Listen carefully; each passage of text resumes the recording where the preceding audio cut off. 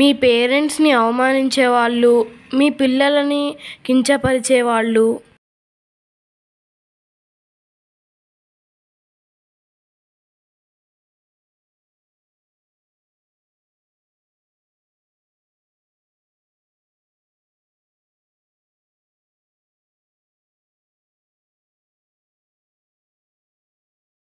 ఎంత దగ్గర బంధువులైనా అస్సలు క్షమించకండి. Welcome back. నాకంటే పెద్దవారు అందరికీ నమస్తే. నాకంటే ఇల్లు షిఫ్ట్ అయిన తర్వాత ఫస్ట్ టైం అన్నమాట. సమ్మర్ హాలిడేస్ అయిపోయాయి కదా, మా అమ్మమ్మ ఫోన్ వెళ్తాం కదా, మేము అందుకే స్పెషల్ గా చికెన్ పకోడీ చేసిలో ఉన్నాయి. అవి వాయిస్ కాల్స్ అవ్వచ్చు, వీడియో కాల్స్ అవ్వచ్చు. అమ్మమ్మ వాటిని డిలీట్ చేయకుండా భద్రంగా దాచుకుంది. అంతకు ముందువి పోయాయి, 2021 దగ్గర నుంచి ఉన్నాయి. అమ్మమ్మ వాట్సాప్ కాల్స్లో మమ్మీవి డాడీవి తప్ప ఎవ్వరివి లేవు. నాకు ఇవన్నీ మొన్న చూస్తే చాలా హ్యాపీగా అనిపించింది. మేము మా అమ్మమ్మతో తప్ప, మా అమ్మమ్మ మాతో తప్ప ఇంకెవరితో మాట్లాడుకుంటాం మేము మాత్రం.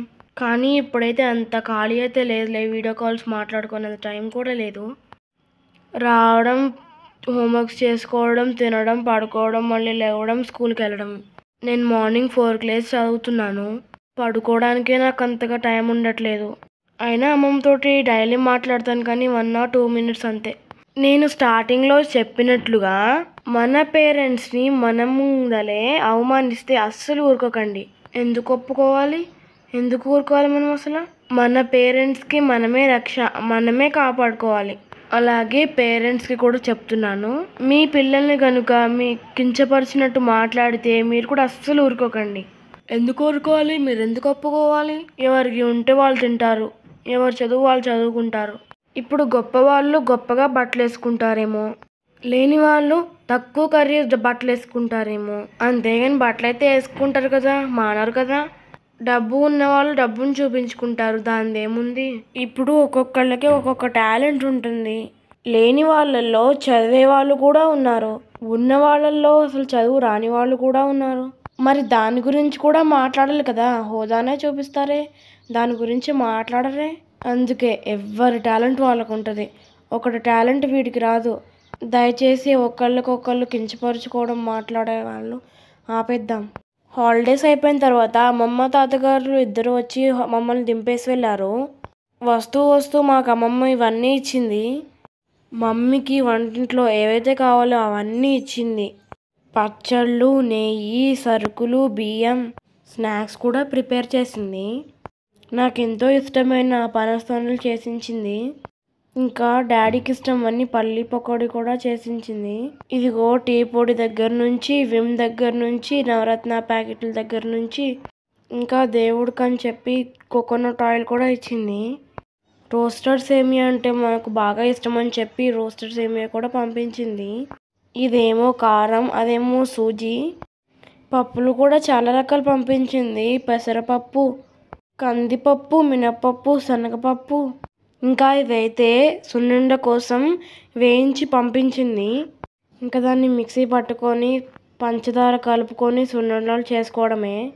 ఇంకా ఈ నవరత్న ప్యాకెట్లు ఎందుకంటే డాడీకి ఎప్పుడు హెడేక్ వస్తూ ఉంటుంది కదా, అందుకనే తాతగారు పంపించారు. షాప్లో ఉంటాయి కదా వాళ్ళకి.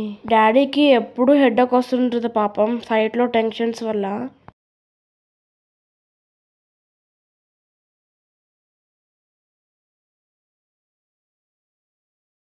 ఇంకా ఇదైతే ఇడ్లీ రవ్వ, ఇంకా ఇదైతే దోశలకి రైస్, ఇంకా మిగతా 2 మూటలు మ్యాంగోస్.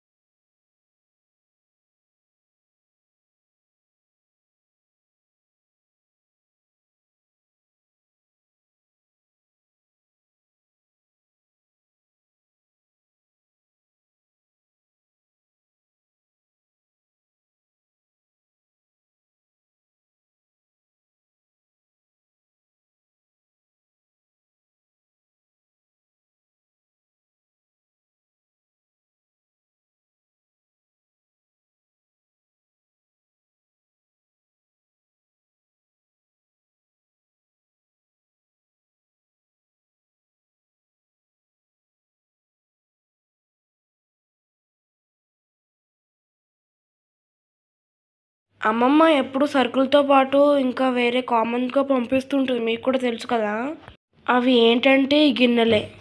ఎంత తెచ్చినా ఎంత తీర్చినా కానీ అసలు అమ్మమ్మకి మనశ్శాంతే ఉండదు. ఏదో ఒకటి ఇంకా ఇవ్వాలనుకుంటూనే ఉంటుంది. కొత్త రకాలన్నీ కొనిపెడుతూనే ఉంటుంది మమ్మీకి. ఈ గిన్నెలంట స్వీట్స్ను ఇంకా బిర్యానీ చేసుకుంటాకి బాగుంటుందంట, అందుకని వీటిని కొనిపెట్టింది.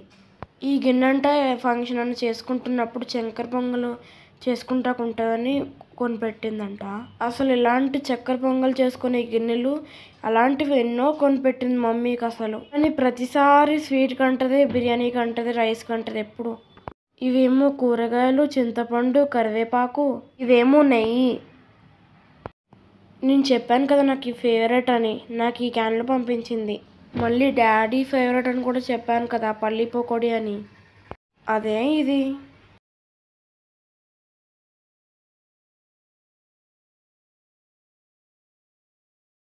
ఇంకా మా కోసం బాదం పప్పులు పంపించింది. ఇంకా మమ్మీ కోసం ఒక స్మాషరు, ఒక కర్రీ గిన్నె అయితే పంపించింది. ఇదే ఆ స్మాషరు, చాలా బాగుంది.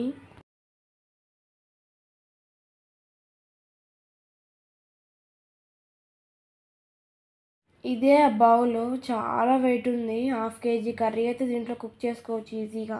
అస్సలు మాడట్లేదు. స్టీల్ దాంట్లో కుక్ చేసుకోవాలని ఇప్పుడు అంటున్నారు కదా, తెల్లవి అవాయిడ్ చేయమని చెప్తున్నారు కదా డాక్టర్స్. అందుకే ఇప్పుడు స్టీల్ చాలా కాస్ట్ అయిపోయింది. ఇది చూసారా, 2000 ఉంది. కానీ ఇంత కాస్ట్ అయినా సరే నాకు చాలా బాగా నచ్చింది. ఎంత ముద్దుగా ఉంటుందో, దీంట్లో కర్రీ చేసుకుంటే ఎంత టేస్టీగా ఉంటుందో. మీకు చాలా ఇంపార్టెంట్ అయిన విషయం ఒకటి చెప్పాలి. అది ఏంటంటే సంవత్సరం అంతా నిల్వ ఉండే మ్యాంగో జ్యూస్. దాన్ని ఎలా తయారు చేయాలని నేను నెక్స్ట్ వీడియోలో చెప్తాను. ఇంకా అమ్మమ్మ అయితే పెరుగు ఇంకా నాటుకోడి చికెన్ పంపించింది, చాలా బాగుంది.